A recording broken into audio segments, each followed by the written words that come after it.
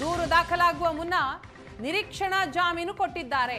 ಜಾಮೀನು ನೀಡಿದ್ದು ಸರಿಯಲ್ಲ ಅಂತ ನ್ಯಾಯಮೂರ್ತಿ ನಾಗಪ್ರಸನ್ನ ಅವರಿದ್ದ ಹೈಕೋರ್ಟ್ ಪೀಠ ಅಭಿಪ್ರಾಯವನ್ನ ಪಟ್ಟಿದೆ. ವಚನಾನಂದ ಶ್ರೀಗೆ ಬೇಲ್ ನೀಡಿದ್ದಕ್ಕೆ ಹೈಕೋರ್ಟ್ ತೀವ್ರ ಅಸಮಾಧಾನಗೊಂಡಿದೆ. ಪೋಕ್ಸೋ ಕೇಸ್ನಲ್ಲಿ ನಿರೀಕ್ಷಣಾ ಜಾಮೀನು ಕೊಟ್ಟಂತಹ ರೀತಿ ಆಘಾತಕಾರಿಯಾದದ್ದು. ಆರೋಪಿಗೆ ನಿರೀಕ್ಷಣಾ ಜಾಮೀನು ನೀಡಿದ ವಿಧಾನ ಸರಿಯಿಲ್ಲ. ದೂರು ದಾಖಲಾಗುವ ಮುನ್ನವೇ ನಿರೀಕ್ಷಣಾ ಜಾಮೀನು ಕೊಟ್ಟಿದ್ದಾರೆ. ತೀವ್ರ ಅಸಮಾಧಾನ ವ್ಯಕ್ತಪಡಿಸಿದೆ ಹೈಕೋರ್ಟ್. ಈ ಬಗ್ಗೆ ಡೀಟೇಲ್ಸ್ ಕೊಡ್ತಾರೆ ನಮ್ಮ ಪ್ರತಿನಿಧಿ ರಮೇಶ್. ಇದೀಗ ನಮ್ಮ ಜೊತೆ ಸಂಪರ್ಕದಲ್ಲಿದ್ದಾರೆ. ರಮೇಶ್, ಏನಿದು ವಚನಾನಂದ ಶ್ರೀಗೆ ಸಿಕ್ಕಂತಹ ಬೇಲ್ನ ಬಗ್ಗೆ ಹೈಕೋರ್ಟ್ ಅಸಮಾಧಾನ ವ್ಯಕ್ತಪಡಿಸಿರುವಂಥದ್ದು, ಏನ್ ಹೇಳಿದೆ?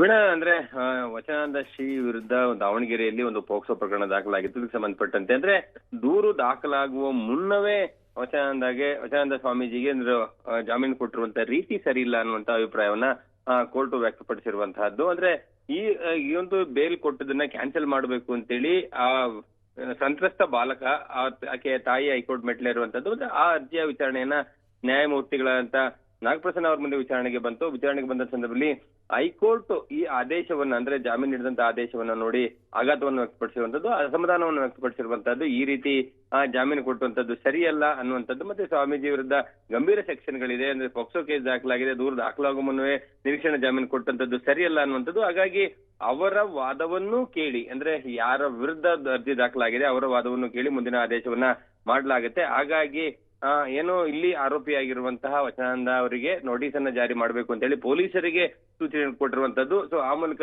ವಿಚಾರಣೆಯನ್ನ ಮುಂದೂಡಿಕೆ ಮಾಡಿದೆ. ಸೊ ಇದನ್ನ ನೋಡ್ತಾ ಹೋದ್ರೆ ಎಲ್ಲ ಒಂದ್ ಕಡೆ ಕೆಳ ಹಂತದ ನ್ಯಾಯಾಲಯದಲ್ಲಿ ಈ ಪ್ರಕರಣದಲ್ಲಿ ಜಾಮೀನು ಕೊಟ್ಟ ರೀತಿ ಏನಿದೆ ಅದು ಸರಿಯಾದಂತ ಅಲ್ಲ. ಸ್ವಾಮೀಜಿ ವಿರುದ್ಧ ಗಂಭೀರ ಮತ್ತು ಸೆಕ್ಷನ್ಗಳಂತ ಪ್ರಕರಣ ದಾಖಲಾಗಿದೆ. ಸೊ ಹಾಗಾಗಿ ಅರ್ಜಿ ಸಂಬಂಧ ವಚನಾನಂದ ಶ್ರೀಗಳಿಗೆ ನೋಟಿಸ್ ಅನ್ನು ಜಾರಿ ಮಾಡುವಂತದ್ದು. ವಿಚಾರಣೆಯನ್ನ ಇದೇ ತಿಂಗಳ 23ನೇ ತಾರೀಕು ಅಂದ್ರೆ ಮುಂದಿನ ಮಂಗಳವಾರಕ್ಕೆ ವಿಚಾರಣೆ ಮುಂದೂಡಿಕೆ ಮಾಡಿರುವಂತದ್ದು. ಆ ಸಂದರ್ಭದಲ್ಲಿ ವಚನಾನಂದ ತಮ್ಮ ವಕೀಲರ ಮೂಲಕ ತಮ್ಮ ವಾದವನ್ನ ಹೈಕೋರ್ಟ್ ಮುಂದೆ ಮಂಡಿಸಬೇಕಾಗುತ್ತೆ. ಅದಾದ ನಂತರ ವಚನಾನಂದಗೆ ಈಗಾಗಲೇ ನೀಡಿರುವಂತಹ ಜಾಮೀನು ಮುಂದುವರಿಯುತ್ತಾ ಅಥವಾ ರದ್ದಾಗುತ್ತಾ ಅನ್ನೋದನ್ನ ಹೈಕೋರ್ಟ್ ತೀರ್ಮಾನ ಮಾಡುತ್ತೆ. ಸೊ ಇಂತಹ ಪ್ರಕರಣಗಳನ್ನ ನಾವು ನೋಡ್ತಾ ಹೋದ್ರೆ ಎಲ್ಲ ಒಂದ್ ಕಡೆ ಕೆಳ ಹಂತದ ನ್ಯಾಯಾಲಯ ಯಾವುದೇ ದೂರು ದಾಖಲಾಗಿ ಅದಕ್ಕೆ ಸಂಬಂಧಪಟ್ಟಂತೆ ಮೆರಿಟ್ಸ್ ಏನಿದೆ, ಏನು ಆರೋಪಗಳಿದೆ ಅದನ್ನ ಗಂಭೀರವಾಗಿ ಪರಿಗಣಿಸದೆ ದೂರು ದಾಖಲಾಗೋಕ್ಕಿಂತ ಮುಂಚೆಯೇ ಈ ದೂರು ಅಂದ್ರೆ ಜಾಮೀನನ್ನ ಕೊಟ್ಟಿರುವಂತದ್ದೇನಿದೆ ಅದು ಸರಿಯಾದಂತ ವಿಧಾನ ಅಲ್ಲ ಅನ್ನುವಂಥದ್ದನ್ನ ಕೆಳ ಹಂತದ ನ್ಯಾಯಾಲಯದ ವಿರುದ್ಧ ಅಸಮಾಧಾನ ವ್ಯಕ್ತಪಡಿಸಿರುವಂತದ್ದು. ಮತ್ತೆ ವಚನಾನಂದ ಅವರಿಗೆ ನೋಟಿಸ್ ಜಾರಿ ಮಾಡಿದೆ. ಮುಂದಿನ ವಿಚಾರಣೆ ಸಂದರ್ಭದಲ್ಲಿ 23ನೇ ತಾರೀಕು ಏನಾಗುತ್ತೆ ಅಂತ ನೋಡ್ಬೇಕಾಗಿರುವಂತದ್ದು. ಜಾಮೀನು ಮುಂದುವರಿಯುತ್ತಾ ಅಥವಾ ಕ್ಯಾನ್ಸಲ್ ಮಾಡುತ್ತಾ ಹೈಕೋರ್ಟ್ ಅನ್ನುವಂಥದ್ದನ್ನ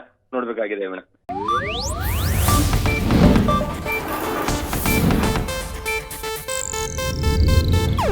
ಇದು ಏಷ್ಯಾನೆಟ್ ನ್ಯೂಸ್ ನೆಟ್ವರ್ಕ್ ಪ್ರಸ್ತುತಿ.